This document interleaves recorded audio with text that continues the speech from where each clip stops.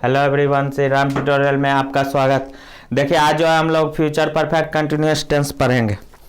आज का टॉपिक लिख लीजिए,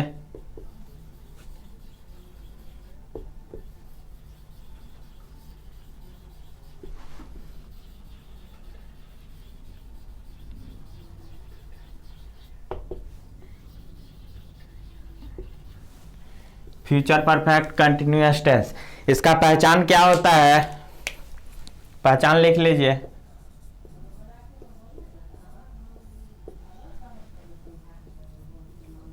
जिस हिंदी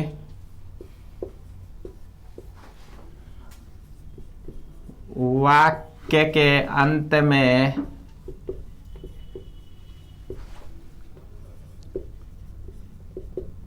रहूंगा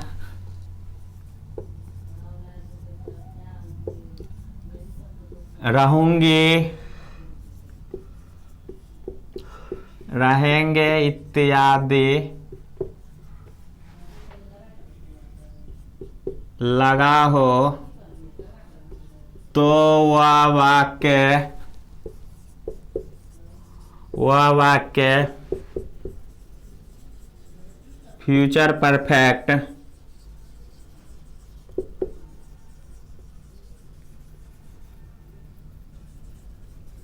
कंटिन्यूअस टेंस में होगा। क्या कहता है कि जिस हिंदी वाक्य क्रिया के अंत में रहूंगा रहूंगी रहेंगे इत्यादि लगाओ तो वह वाक्य, जैसे मैं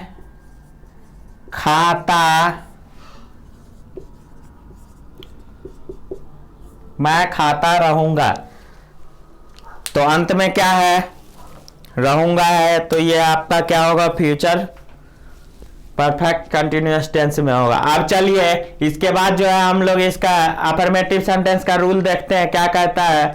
इसमें देखिए हम लोग क्या यूज करेंगे, इसके लिए रूल पहले देख लीजिए आप लोग।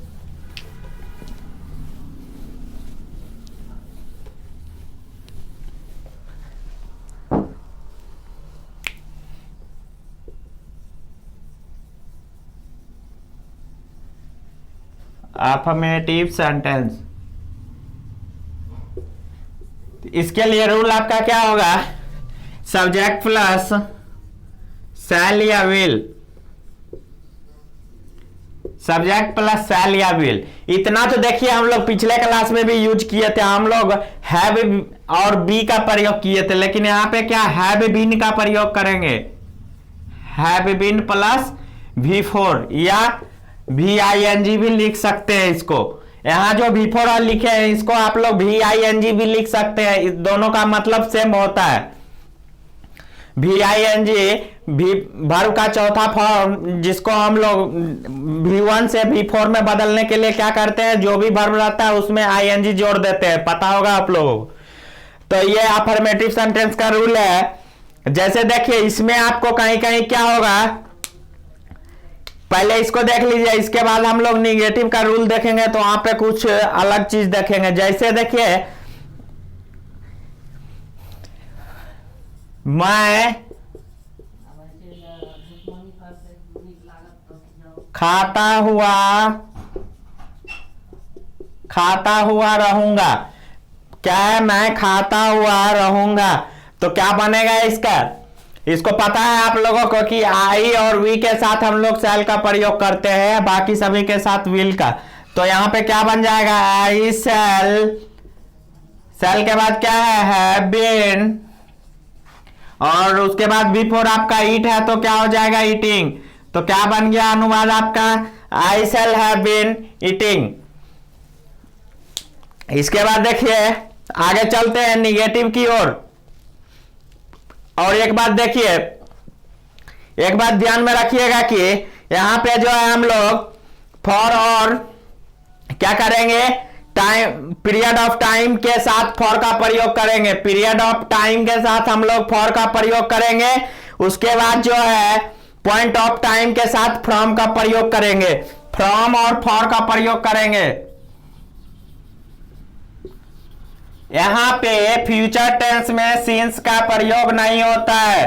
फ्यूचर टेंस में सिंस का प्रयोग नहीं किया जाता है। सिंस के बदले हम लोग फ्रॉम और फॉर का प्रयोग करेंगे यहाँ पे।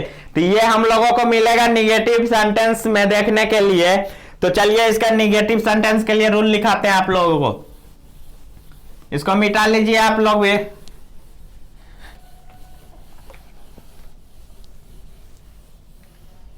हेडिंग चेंज कर लीजिए, अफर्मेटिव हटा के निगेटिव डाल दीजिए। निगेटिव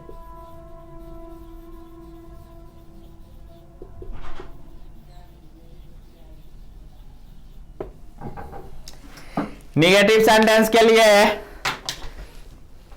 निगेटिव के लिए क्या होगा रूल आपका? सब्जेक्ट प्लस शैल या विल, शैल या विल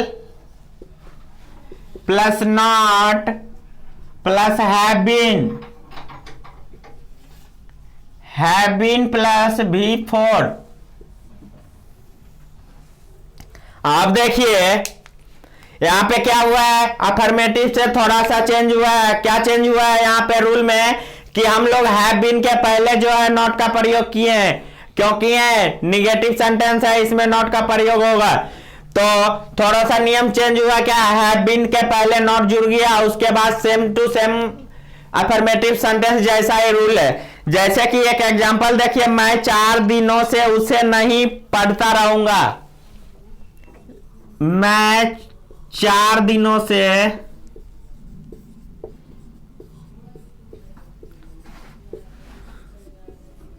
उसे नहीं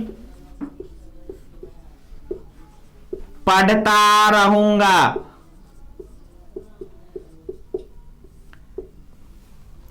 यहां पे क्या है, मैं 4 दिनों से उसे पढ़ता नहीं रहूंगा।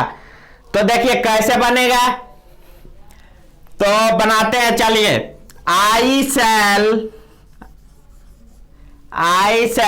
देखिए, उसके बाद सेल के बाद यहां पे अब हम लोग क्या करेंगे, नॉट का प्रयोग करेंगे। नॉट, चलिए नॉट के बाद क्या आपका हैव बीन है, नॉट के बाद हैव बीन भी लिख दीजिए, हैव बीन।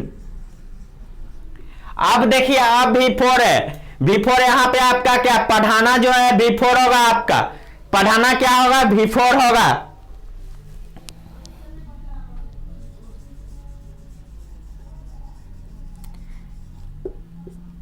टीचिंग V4 भी डाल दिए हैं। मैं अब कहता है मैं 4 दिनों से उसे नहीं पढ़ाता रहूंगा। तो अब क्या होगा इसका, अब यहां पे हम लोग फॉर का उपयोग करेंगे। फॉर का ऐसे लगेगा, उसे का क्या होगा, him for 4 days.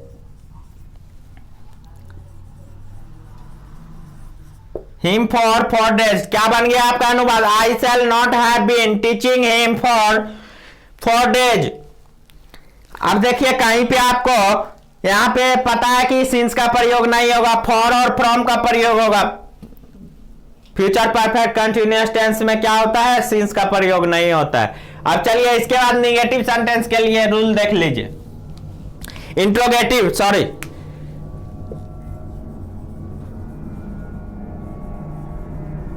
Interrogative sentence.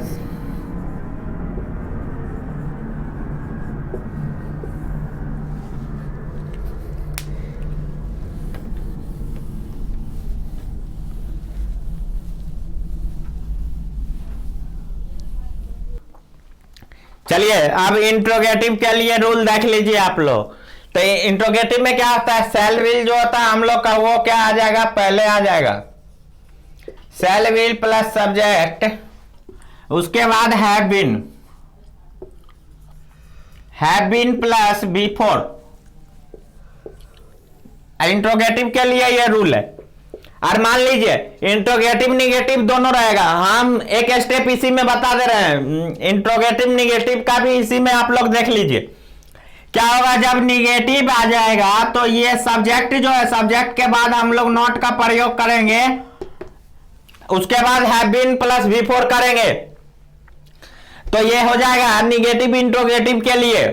Interrogative के लिए अभी ये रूल जो है आपका लिखा हुआ है इंट्रोगेटिव सेंटेंस के लिए। मान लीजिए आपसे निगेटिव इंट्रोगेटिव आ जाता है बनाने के लिए, तो वहां पे क्या करना है, ध्यान बस एक ही बात रखिएगा कि सब्जेक्ट के बाद जो है हम लोग नॉट लगा देंगे, उसके बाद ज्यों का त्यों उतार दिया जाएगा।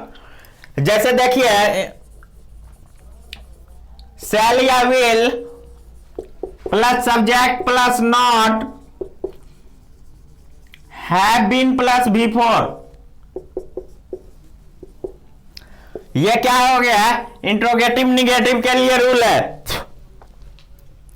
थोड़ा सा दिमाग लगाने पे, जैसे देखिए अफर्मेटिव सेंटेंस और निगेटिव में क्या होता है, दोनों में थोड़ा सा अंतर होता है। अफर्मेटिव में क्या होता है कि नॉट नहीं लगा रहता है और निगेटिव में नॉट लगाना पड़ता है। उसी तरह इंट्रोगेटिव भी सेम रहता है। इंट्रोगेटिव निगेटिव में थोड़ा सा चेंज आता है कि सब्जेक्ट के बाद हम लोग इंट्रोगेटिव निगेटिव में सब्जेक्ट के बाद नॉट लगाएंगे, नॉट के बाद ज्यों का त्यों इंट्रोगेटिव में जो रहेगा वही उतार देना है। तो चलिए इस तरह से जो है हम लोग का फ्यूचर परफेक्ट टेंस जो है यहीं पे समाप्त हो चुका है। अब जो है हम लोग नेक्स्ट क्लास में अगले वॉइस और नरेशन स्टार्ट करेंगे, डायरेक्ट स्पीच सारा चीज एक एक करके देखेंगे। आज के लिए बस इतना ही, धन्यवाद।